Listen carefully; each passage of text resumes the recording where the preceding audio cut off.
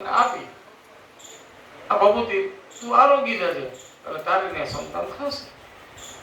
બસ પેલી બાઈ ને વિચાર આવ્યો આ ભભૂતિ ખાવ કે ન ખાવ,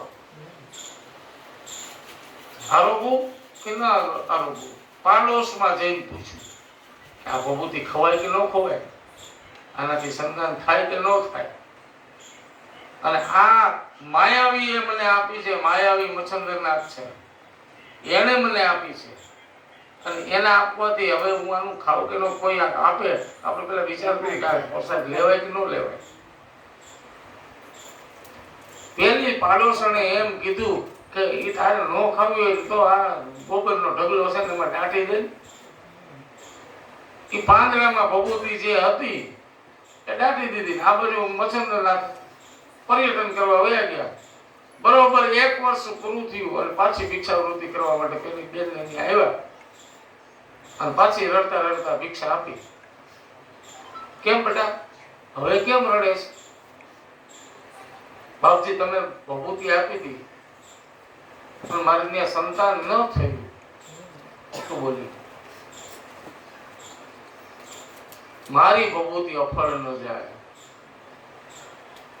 બેટા આ ક્યાં પધરાવી? મહારાજ આ ગોબરનો ઢગલો છે ને એની વચ્ચે અને ત્યાં પધરાવી દીધી છે. માથે ઢગલો છાણ નાખી દીધું છે. માયાવી મચ્છંદ્રનાથે સિદ્ધિ દ્વારા કહ્યું હે ગોરક્ષ પ્રગટ થા. ગો એટલે ગાયનું છાણ, એમાંથી જેને રક્ષા કરી કે માયાવી મચ્છંદ્રનાથે એ ગોબરના ઢગલાને દૂર કર્યો અને એમાંથી એક બાળકનો જન્મ થયો. એ હતો ગોરક્ષનાથ. પછી તો એને સાથે લઈ ગયા, પોતાનો શિષ્ય બનાવ્યો અને એ શિષ્ય એવો થયો કે એનાથી હવાયો થયો. ગુરુથી હવાયો શિષ્ય ગોરક્ષનાથ. મચ્છંદ્રનાથ એના ગુરુ છે. જુનાગઢમાં એની જગ્યા છે. આ ગોરક્ષનાથ યોગી એનો ચેલો છે. આ ગોરક્ષનાથની જગ્યા છે એ શેરનાથની જગ્યા અત્યારે જે છે એ ગોરક્ષનાથની જગ્યા છે. ગોરક્ષનાથનો જન્મ થયો, સવાયો ગુરુ કરતા. હવે ગુરુજી ક્યાં છે અત્યારે? મૈનાંગીની મહારાણીના તાબામાં. પોતાની સિદ્ધિ મળી છે કે કેમ એને જોવાને માટે મૈનાંગીની મહારાણીના તાબામાં છે અને ગોરક્ષનાથ એને ગોતવા માટે જાય છે. અને ગોરક્ષનાથ આવે ચિત્રકૂટ. ચિત્રકૂટમાં હનુમાનજીનો ભેટો થાય અને હનુમાનજી એમ કહે છે કે તારો ગુરુ તો મૈનાંગીની મહારાણીના રાજની અંદર છે, જ્યાં સ્ત્રીનું રાજ્ય છે. તારો ગુરુ ન્યા છે પણ તારે જવું હોય તો એને ગોતીએ. હવે અંદર જવું કેમ? ત્યાં તો સ્ત્રીને પ્રવેશ છે. એમાં એક મૃદંગવાદીની જે હતી એ પોતાનું મૃદંગ લઈને જતી હતી, એની કાયામાં પ્રવેશ કર્યો ગોરક્ષનાથે. મૃદંગવાદીની હતી એની કાયામાં પ્રવેશ એટલે પરકાયા પ્રવેશ જેને કહેવામાં આવે.